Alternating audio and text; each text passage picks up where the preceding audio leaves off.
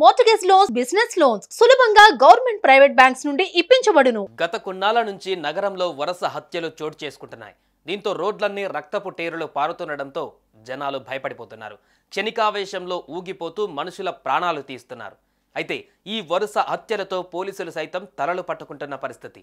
ఇవి మరవక ముందే తాజాగా నగరంలో 2 వ్యక్తులు హత్యలకు గురవడం ఇప్పుడు సంచలనంగా మారుతోంది.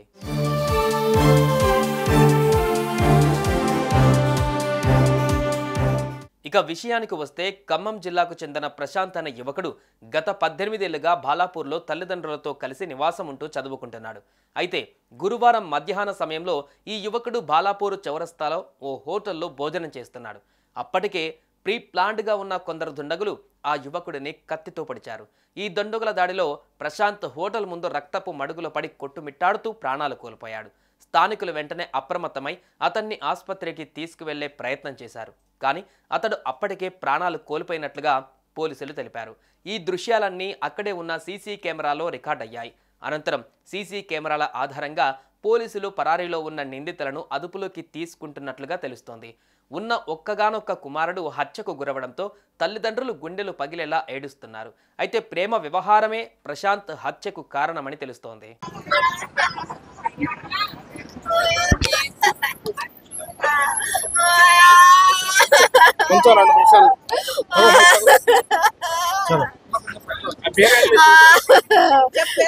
ప్రశాంత్ అండి 18 సంవత్సరాలు 17 సంవత్సరాలు ఏమీ లేవండి. 21 అండి. ఏమీ లేదండి. ఇంటికి కాలేజీ పోయింది 8:30 9 o'clock ఇంకా రాలేదు. ఇంకా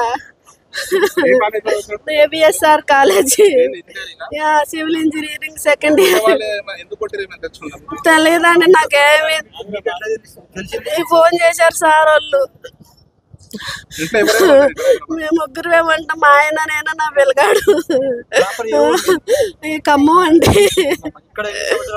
18 సంవత్సరాలు అవుతుంది. నా పిల్లగాడికి 2 సంవత్సరాలు అప్పుడు నేను వచ్చానండి.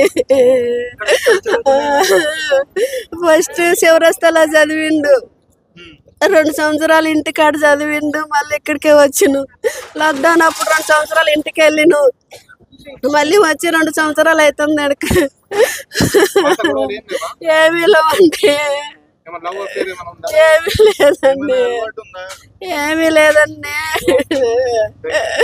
ఇది జరిగిన కొన్ని గంటలకే నగరంలో అమీర్పేట పరిధిలోని జవహర్ నగర్లో అర్ధరాత్రి రోడ్డుపై ఓ వ్యక్తిని కొందరు దుండగులు కత్తులతో పొడిచి పరారయ్యారు. ఈ దాడిలో ఆ యువకుడు అక్కడికక్కడే ప్రాణాలు కోల్పోయాడు. అయితే స్థానికుల సమాచారంతో పోలీసులు ఘటనా స్థలానికి చేరుకున్నారు.